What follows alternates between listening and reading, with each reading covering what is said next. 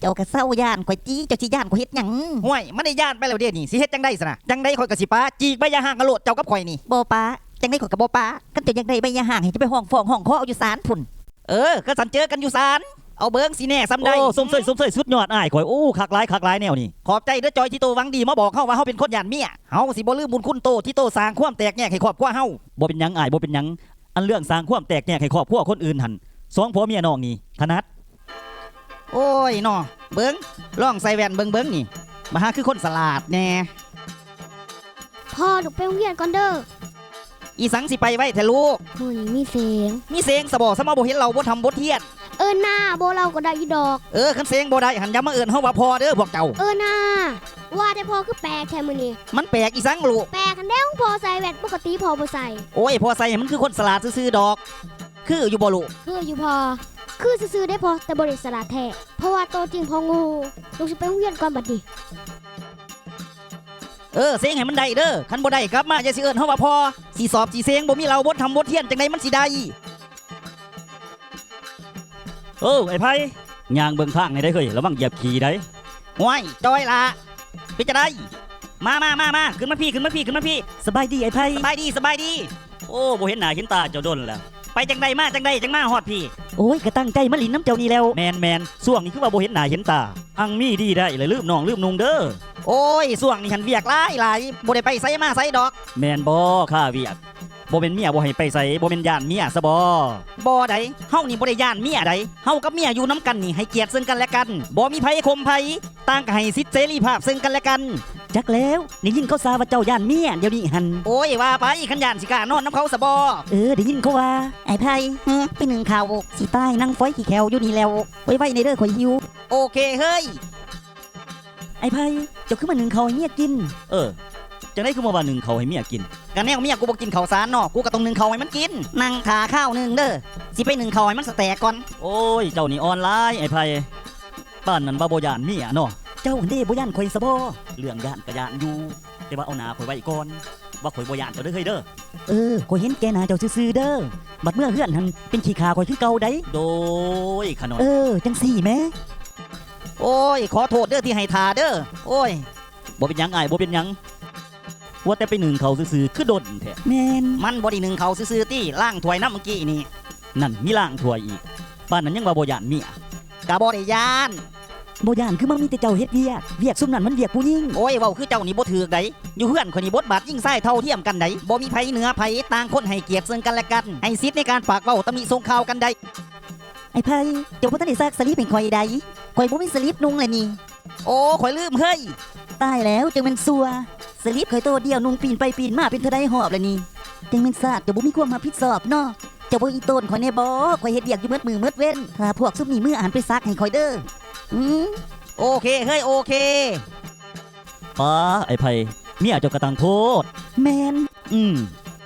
เจ้าก็จังเป็นตามใจแล้วเนาะเราเว้าอีสังก็บ่เถียงจักคำเลยบ่ได้พวกข่อยบ่เถียงกันได้คันแม่นไผอยากเว้าเปิดโอกาสให้กันเว้าเต็มทีโลดก็แม่นอยู่แต่เราเว้าหายเว้าขึ้นนี่ตินั่นละมันได้ระบายคนเฮาคันได้ระบายสุขภาพจิตมันก็ดีขึ้นถือว่าพวกข่อยนี่เอาใจใส่เรื่องนี้ให้ซิดซึ่งกันและกันเราอยากให้ก็ให้เราปล่อยอารมณ์มาเต็มทีโลดมันจังบ่กดดันเราหันบ่กดดันดอกแต่เจ้าหันที่สิกดดันคันแนวนี้นี่บ่ข่อยบ่กดดันที่ไผที่มันว่าแต่เมียเจ้าเราว่าเราเฮ็ดเวียกมืดมือมืดเวทหั่นนะเราเฮ็ดเวียกอีสังแม่นโอ้ยพวกเจ้าบ่ฮู้อีสังเวียกเราเวียกกินแล้วก็นอนหันบ่เวียกเราแม่นเวียกเราสำคัญไดนอนเว้นเอาเลขเราเสียสละอีสังให้เจ้าข่อยนี่เห็นแต่เจ้าได้เสียสละให้เราบ่จักเฮ็ดเวียกดังฟืนดังไฟป้าเจ้าโลดบ่เข้าใจเวียกกินนอนนี่มันเสี่ยงไดมันเสี่ยงแนวใดเดี๋ยวนี้เสี่ยงได1มานี่นอนหลายก็มีโอกาสไหลตาย2มานี่กินหลายก็มีโอกาสเป็นโรคอ้วนได้มีแต่กินกับนอนเพ้อๆสิเป็นรอยผู้ใดตัวนี้นี่จังว่ามันเสี่ยงห่วยคันว่ามันเสี่ยงปานนั้นก็จะเสียแล้วนอนหลายติคันฮู้ว่ามันเสี่ยงและข่อยบ่เข้าใจอันนอนนี่มันเป็นเวียกซะบ่บ่มันเป็นการพักผ่อนบ่เจ้าเข้าใจจังได๋ก็สิว่ามันเป็นเวียกบ่แม่นแล้วนอนละได้แล้วนอนฝันเอาเลขตื่นมายังได้ตีความฝันเพื่อสอกเอาเลขอีกเจ็บประสาทใส่สมองนะจังว่าเวียกเรานี่มันใส่สมองแล้วเราเสียสละให้เจ้าหันแนวใดเดี๋ยวนี้ก็อยู่บนมาแล้วป้าอย่างข่อยเฮ็ดเวียกให้เวียกหน้าเวียกหัวเวียกสวนนี่แล้วเพราะว่าเวียกซุ่มนี่มันได้ออกกำลังกายเฮ็ดไปมันสิแข็งแห้งบัดเวียกเล่านี่มีแต่สิเป็นรอยไปหน้าเด้โอ้เจ้าเข้าใจแนวนั้นบ่อ้ายแม่น เจ้าเข้าใจคนละแบบกับข่อย เข้าใจแบบได้อีก คันลักษณะเจ้านี่ ว่า ข่อยว่าคนย่านเมียเนาะเฮ้ยเนาะ เอ้ยสิมาหาเบาคนคือเฮานี่บ่สิย่านเมียบ่มี แต่สิ่งที่เจ้าปฏิบัติมานะอ้ายถ้าไปเยื่องใส่ทฤษฎีเขาเอิ้นพวกย่านเมียเด้พวกย่านเมียนี่มันสิมี1นี่เมียใส่หยังก็เฮ็ด2นี่เมียบ่เฮ็ดหยัง3เมียปล่อยเมียด่าเมียหายผัวก็บ่เถียง อาการเรานี่มันเป็นอาการของคนย่านเมียได้อ้าย ทฤษฎีตัวนี้นี่ได้มาแต่ไสวะ ทฤษฎีตัวนี้นี่เป็นทฤษฎีของดรจอยเมนกุย แม่นได้ดอกเตอร์จอยเม้นกุยนี่เพิ่นเสียวซ่านด้านนี้ได้เพราะว่าเพิ่นก็ย่านเมียคือกัน ห้วยแสดงว่าเฮาเป็นคนย่านเมียตีซะนะ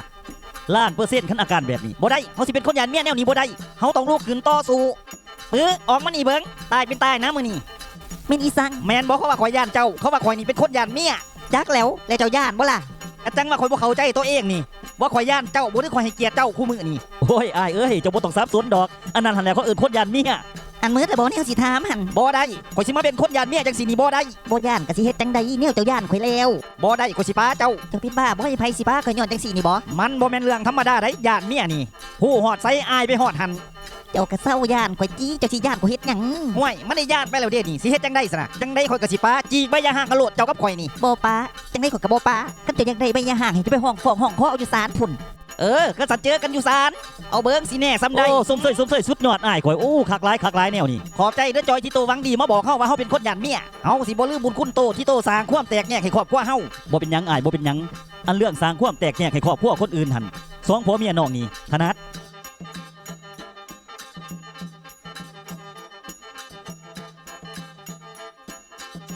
ห่วยมาแล้วบ่ลูกเป็นจังได๋เสียงใดบ่ลูก ไผเป็นลูกเจ้า ห่วยคือเว้าจังสิก็พอ เนี่ยจะว่าว่าเสียงบ่ได้บ่ให้เอิ้นพอ เอาจังสันบ่ลูก เอ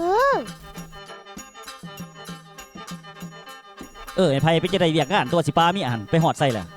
โอ้ยจักแล้วศาลก็คือว่าบ่ทันเห็นว่าจังใด ฮอดเจ้าอันห้องฟ้องไปหาศาลแล้วติ เข้าไปแล้วเด้ก็บ่เห็นท่านว่าจังใด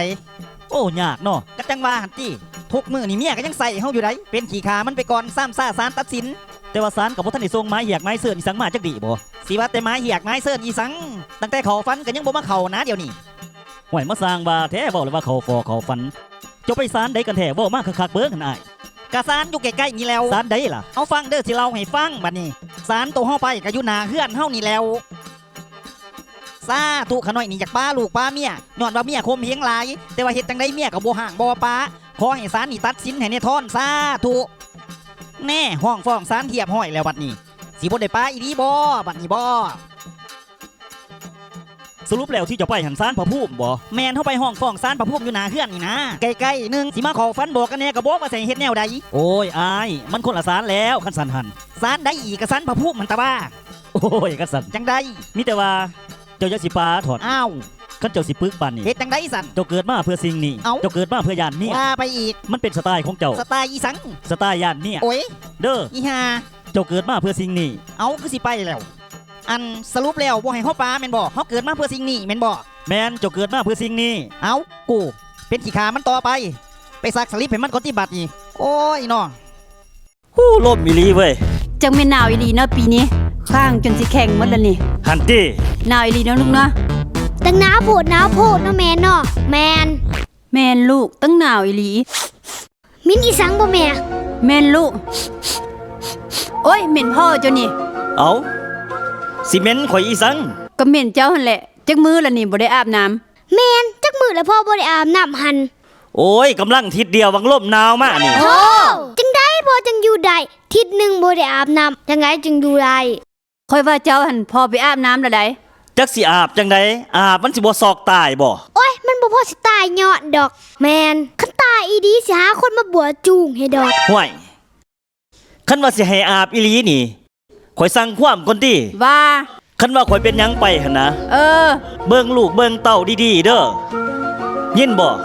เออนะ ลูกเจ้ากับลูกค่อยคือกัน พวกลูกก็คือกัน ว้า คันพ่อเป็นหยังไป ให้ฟังความแม่แล้วก็ตั้งใจเฮียนยินบ่ เลยพ่อ เจ้าก็คือกัน อีหยังอีก คันข่อยเป็นหยังไปคันข่อยซอกตายตอนอาบน้ำหัน ว่า เจ้าอย่าทันฝ่าวเอาผัวใหม่ให้ข่อยตายครบ3 ปีก่อนเจ้าจังเอายินบ่และอย่าให้ผัวใหม่เจ้าตีลูกตีเต้าข่อยได้ก็เบิ่งอีพ่ออีแม่ในเด้อแล้วเฒ่าแห้งแล้วยินบ่ เออนะก็ฮับป้าให้หมดนะขอเพียงแต่เจ้าไปอาบน้ำแน่นะตอนนี้นะ เมียนไปอาบซะพอเอ่ยมันมินนะ จังไดก็สิให้อาบอีหลีบ่นี่ เออ เอาอาบก็อาบกันสั่นเป็นกำลังใจให้พ่อในเด้อลูกเด้อ โดยพ่อ โอ้ยสมัครกึดงอก สั่งให้ไปอาบน้ำซ้ำสั่งให้ไปออกเสือกออกเสือเนาะ โยเจ้าทินเจ้าทานเอ้ยปกปักรักษาเบิ่งแย่งผู้ขาในเด้ออย่าให้ผู้ขาซอกใต้เด้อตอนอาบน้ำนี่เอาซ้ำห้ำหดซื่อๆกับพ่อเด้อสาธุ เอ้าเจ้าสิห่มเสื้อกันหนาวเห็นหยัง กันไว้ก่อนแล้วแนวมันหนาวเนาะ โอ้ยอย่าสวยมันต่างบาทต่างเมืองหลายพ่อเอ่ย แมน ก็ใส่ให้แล้วแนวมันหนาวเนาะ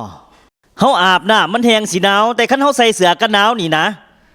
มันก็สิบรรเทาไปได้หลายเติบได้นี่ได้ เอาเฮ็ดจังได้ก็เฮ็ดให้มันได้ใจจะซะพ่อเอ่ย อ้าวโอ้ยสมัครคิดงอคิดเงียงเถอะเด้เนาะเอาแล้วไปเลย สู้ๆพ่อมันสิเป็นกำลังใจให้พ่อตายยอดดอกพ่อ ว้ายเฮ้ยอุ้ยบ่ตายมื้อนี้สิตายมื้อใดบัดนี้ พ่อตายพ่อเอ่ย ดาวเด้โอ้ยตายคักๆตายคักๆมื้อนี้ตายอุ้ยอุ้ยบ่ไหวไปก่อนอุ้ย อันเด้ไปแล้วอุ้ย พ่อตายยอดดอกพ่อเอ่ย